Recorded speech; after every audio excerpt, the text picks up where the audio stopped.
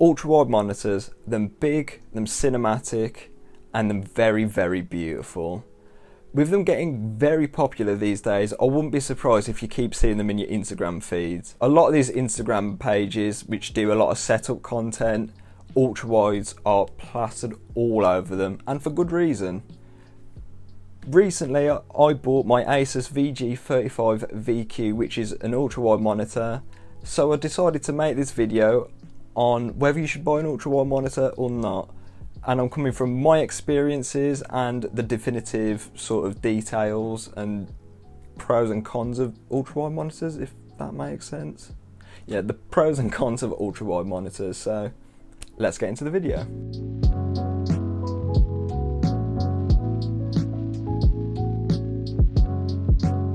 As I mentioned just in the video, I own the Asus VG35VQ.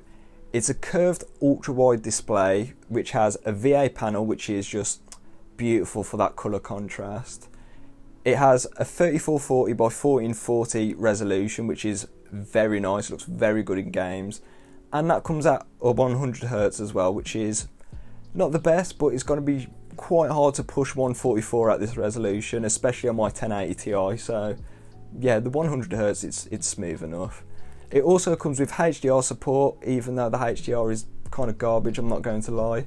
And it comes with FreeSync as well, which is basically like the sort of adaptive refresh rate technology, similar to NVIDIA G-Sync. So what's the difference between a normal widescreen monitor and an ultra-wide monitor? Well, the main difference is the aspect ratio. A normal widescreen monitor will have an aspect ratio which is typically 16:9, so that's 16 pixels across for every 9 pixels going up, which creates a widescreen but not an ultra widescreen, if that makes sense. An ultra wide monitor will have 21 pixels for every 9 going up, so it's wider essentially. Essentially what this gives you is more horizontal screen real estate. It's especially really good if you're editing videos as well, as you get more timeline, which is pretty helpful for me. And a lot of films are shot in the 21:9 format, so you won't get any black bars on the top or the bottom of your screen. It'll just be just screen. And this feeds into the benefits of an ultra-wide display. You get more pixels to the right and to the left of your screen, and this enables you to enjoy more cinematic content. I'll play Assassin's Creed on screen now while I'm playing Valhalla, and it's just really beautiful. You can tell games like this can really benefit from the ultra-wide format. This is perfect for gamers who appreciate a more cinematic experience and gamers that just want to just sit back and relax. They're not too bothered about winning or losing, they just want to have a good time while playing. And it's not just story driven games like Assassin's Creed either. Racing games like F1 and Forza also can benefit with more pixels to the right and the left of the actual driver. Main thing is because you can see more of what's going on around you, so if you're getting overtaken or if you're overtaking someone, you can see more of what's going on around you, and it can give you a competitive advantage.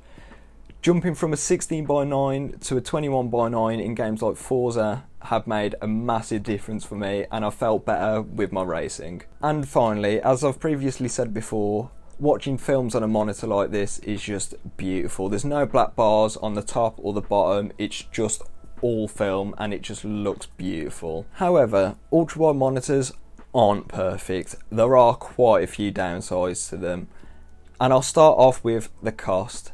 They're quite expensive. This monitor cost me about £500. I don't know the actual price, I'll put it on screen right now. Either way, it wasn't cheap. And not only that it is really expensive, it's really big. It's 35 inches, so you're gonna have to have a lot of desk space to put this thing down. Also, some games have a shoddy implementation with 21:9 support. Some games won't even support 21:9 at all, and there'll just be black bars to the side of it. Not the best, but usually you can force 21:9 and 9 times out of 10 it will be okay. But it just depends what games you play on. More modern games will support 21:9 pretty much out of the box.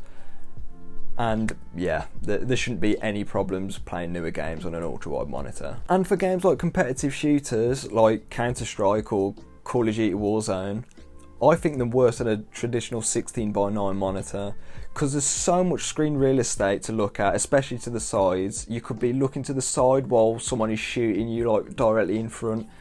It's kind of hard to explain, but I don't think them as good. You might think different, but I don't think them as good for competitive shooters, but that's just my take on it. If you're in the market for an ultra-wide monitor and you're a sort of a gamer who likes to enjoy a cinematic experience, or you're really into your racing games like iRacing, F1, Forza, that sort of stuff, and you've got the money and the space to put an ultra-wide monitor down, I say just go for it. They're amazing.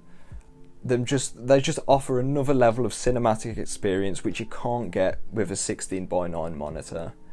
And also, if you're that type of gamer who likes to watch a lot of films on their PC as well, film shot in 21:9, they're perfect. As I said, you've got no black bars on the bottom or the top, and it still looks very, very cinematic and beautiful. However, if you're the type of gamer who likes to play a lot of games like Warzone and a lot of games like Counter-Strike, stuff like that, I say stay away from ultra-wide monitors unless if you're absolutely hell-bent on getting one, because I just don't think that offer you a competitive advantage at all. You'd be better off going with like a 1440p 165Hz monitor.